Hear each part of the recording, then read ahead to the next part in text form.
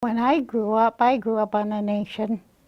But my father was one of about 130 children that was taken from our nation to Carlisle Indian Industrial School in Pennsylvania.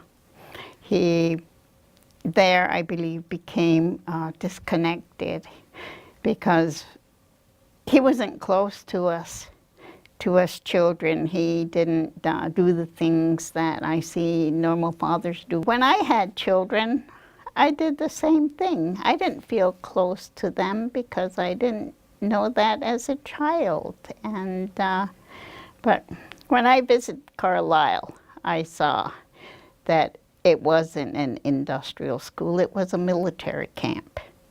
Children, the 10,000 children that were sent there, the girls marching on one side of the hall and the boys marching in rows on the other side of the hall, and guards everywhere. Guards up around the catwalks when they were in gym, and you know, these were the pictures I saw. So I understood why my father was the way he was. He didn't learn how to love or care, or, you know. And I wondered, what did these children do as they were young? They were 7, 8, 10. You know, what did they do when they missed their parents? When they felt lonely, when they missed their home in the nation and everything else? Because I didn't see anything about house mothers or caring or nurturing of any kind. That's why I come to understand why my father was the way he was and why I was the way I was. I saw insight into my upbringing. Your story is you were in a Methodist orphanage versus a boarding school. Yes. But still, when you were taken from your parents, how many siblings did you have? There was eight of us kids.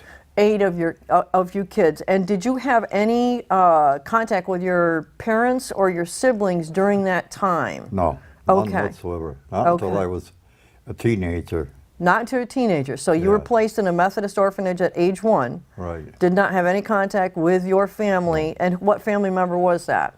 And then later on, I got to know my sister. So it's 1 sibling out of 8 that you've managed to have some contact with. So that's a pretty big disruption of your family through the placement. Yeah. What did you, when you left your placement, did you know anything about your cultural background? None whatsoever. None whatsoever. None. There was no effort to teach you about. No. What is your tribe? We're the gateway to the West, the Senecas.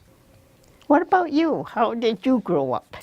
Well, my father was adopted at a time out in the Midwest when a lot of children were adopted out of their families. It was a way to take away their culture from them. But I don't know that for sure because all of his adoption records were sealed. I've tried to get to see him, and my father would be probably over 100 at this point, and yet I still can't get to them.